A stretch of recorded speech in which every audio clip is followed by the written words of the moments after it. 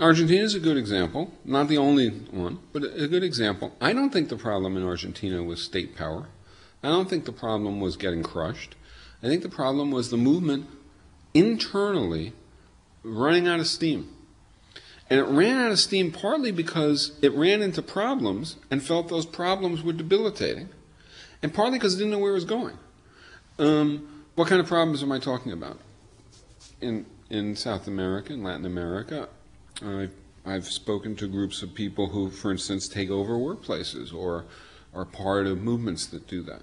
And they talk about doing it and having these ideals that there should be equity and there should be participation and there should be democracy and so on. And in time, having it unravel, having it dissipate, having the momentum diminish, and having the old structures, the old values resurface. And you pursue it further and you discover that when they took over, they did change wages. They did make wages more equitable. And they did make a democratic meeting place where people could vote, one person, one vote. But they kept the old division of labor. Right?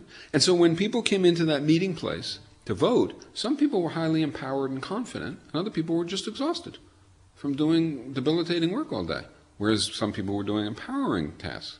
And the set of people with the empowering tasks would continually dominate the discussion, continually dominate the results. And the exhausted people didn't even want to be there because it was just alienating. And the empowered people didn't want them there. And so slowly you get the same division arising, not necessarily with the owner might be gone, right? But with this set of people who monopolize empowering work. And then there's the market. They also were functioning in context of the market. And they just take it as a given. And they don't realize the extent to which the market undercuts all the other things they were doing. And sort of puts pressure on them to cut costs in a manner that is contrary to their own needs.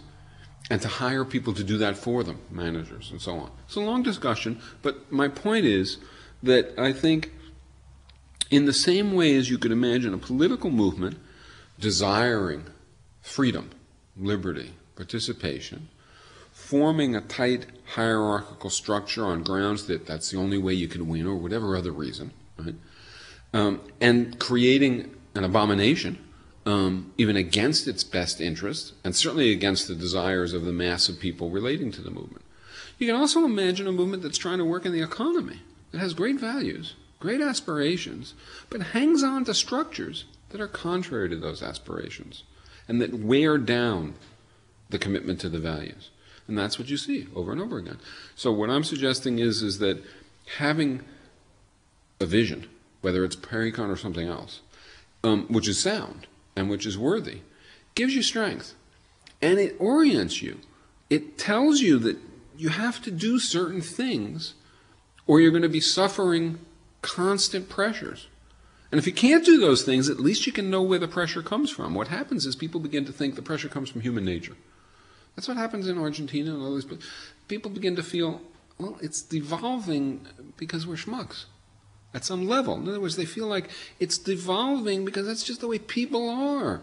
Some people dominate, some people are passive. These rationalizations for injustice begin to infect the movement because it doesn't have the alternative explanation for what's going on, which is that, of course, that pattern is emerging. It's because we never got rid of that pattern in the first place. We kept the old division of labor. We kept the markets. We kept the basic causes of those patterns. If you look back to the 60s, the 60s were fantastic at values, were fantastic at fighting in many respects, were fantastic at changing people's minds, but didn't affect the underlying institutions. And so from then to now, there has been a gigantic struggle to reimpose the old compatible mindsets with the institutions that were still there, right? And there's this constant rollback of people's mindsets. And they still haven't done it for 50 years. But of course, if we had changed the institutions, then it would have been a whole different thing. And that's what needs to happen next time around.